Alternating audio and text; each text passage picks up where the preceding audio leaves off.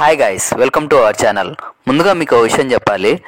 Video సరిగ్గా అయితే తీయలేదు, నిలువుగా తీశాను మర్చిపోయి. అడ్జస్ట్ అయ్యి చూడండి. సారీ గైస్ ఈ విషయానికైతే. ఇంకా మ్యాటర్లోకి వస్తే, ఈరోజు నేను లాట్వియాలో క్రికెట్ ఆడడానికి అయితే వెళ్తున్నాను. ఇప్పుడు ఇక్కడ టైం 6:30 అవుతుంది. ఫుల్గా చలి అయితే పెడుతుంది, మంచు కూడా కురుస్తుంది.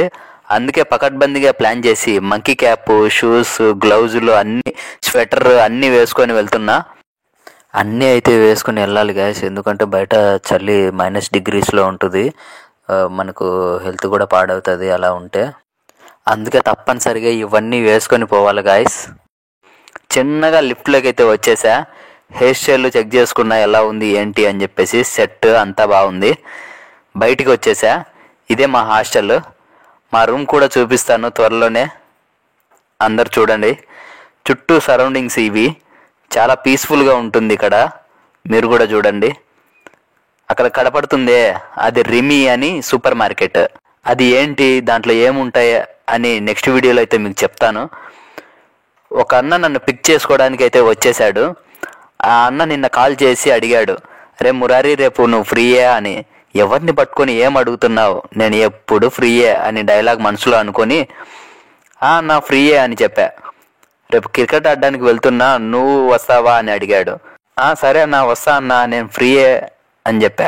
నువ్వు క్రికెట్ బాగా ఆడతావా అని అడిగాడు. పర్లేదన్నా బాగా ఆడతా అని చెప్పా. బౌలరా బ్యాట్స్మెన్ అని అడిగాడు. ఆల్రౌండర్ అన్నా అని చెప్పా. ఇక్కడేంటో బాస్, అడుగుకి ట్రాఫిక్ సిగ్నల్స్ అయితే ఉన్నాయి. ఆగి ఆగి వెళ్తుంటే లేట్ అవుతుంది అనిపిస్తుంది.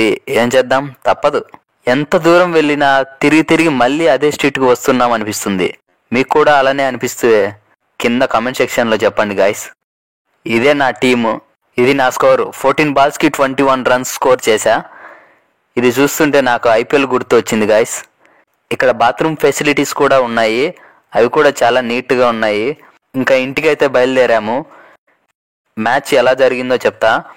ఇక్కడ టీం సెలెక్ట్ చేసే ముందు అడిగారు నన్ను, బ్యాట్స్మెన్నా బౌలరా అని. నేను బ్యాట్స్మెన్ అని చెప్పా. ఫస్ట్ మ్యాచ్ అయితే అస్సలు బ్యాటింగ్ రాలేదు, బౌలింగ్ రాలేదు. మొహమాటంతో నేను ఏమీ అడగలేదు. మ్యాచ్ అయితే సక్సెస్ఫుల్గా విన్ అయితే అయ్యాము. సెకండ్ మ్యాచ్ అయితే ఇంకా అడిగేశా తట్టుకోలేక. అన్న నెక్స్ట్ బ్యాటింగ్ చేస్తా ఓకేనా అని అడిగాను. ఓకే అని చెప్పాడు అన్న. వరుసగా 5 బాల్స్ అయితే డాట్ అయ్యాను. నెక్స్ట్ బాల్ డాట్ అయితే రిటైర్డ్ ఇవ్వాలి అని చెప్పాడు. ఓకే అని చెప్పా. పరువు పోతుంది అనుకున్నా. నెక్స్ట్ బాల్ సింగిల్ తీసి నెక్స్ట్ స్ట్రైకింగ్కి వెళ్ళా.